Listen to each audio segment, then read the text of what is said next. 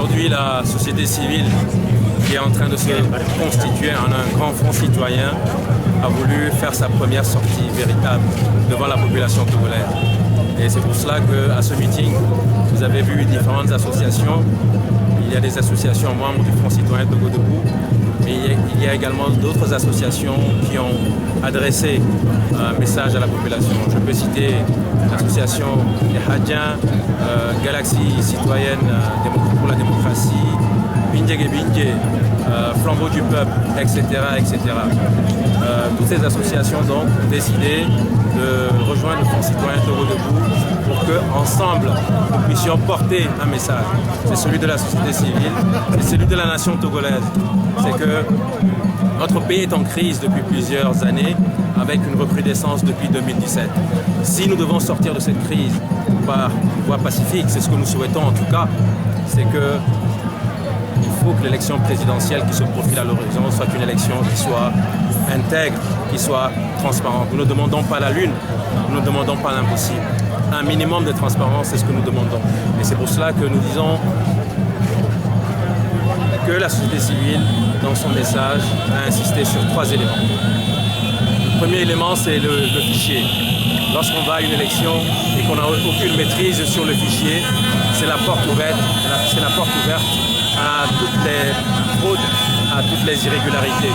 Donc il faut que la CENI, cette fois-ci, mette à la disposition du peuple togolais un fichier qui soit fiable, qui soit transparent, qui soit accessible à tous, afin que nous tous nous puissions dire que cette fois-ci, l'électorat, le corps électoral est un corps électoral qui est capable de trancher le jeu et de permettre à ce que la vérité des urnes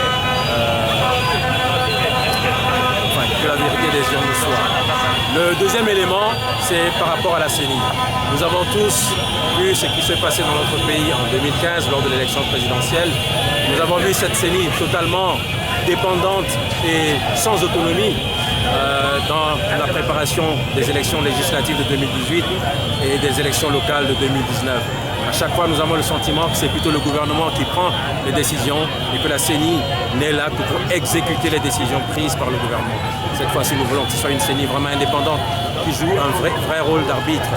C'est pour cela que nous demandons à ce qu'on puisse repenser à la recomposition de cette CENI.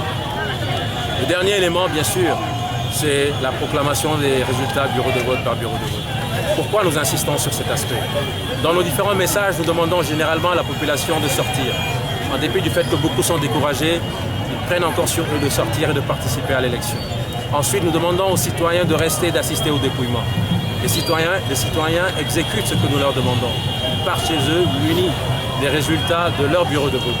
Mais ensuite, quand la CENI donne les résultats de façon globale, les citoyens sont dans l'incapacité de savoir si la CENI a tenu compte des vrais résultats de leur bureau de vote ou si la CENI a plutôt pris en compte de faux résultats.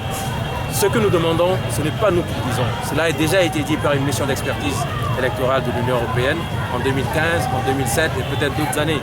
L'Union européenne dit clairement que pour une transparence et pour une traçabilité des résultats, il faut que dorénavant au Togo, comme cela se passe dans les pays civilisés, au Togo, on décide enfin de donner des résultats, je parle de la CENI, bureau de vote par bureau de vote. Comme ça, moi qui suis citoyen, moi qui ai été participé au vote, moi qui suis parti à mon domicile muni des résultats de mon bureau de vote, je saurais si, en proclamant les résultats bureau de vote par bureau de vote avant de donner le résultat global, je saurais si la CENI a tenu compte des vrais résultats ou si la CENI a donné des résultats qui sont totalement falsifiés.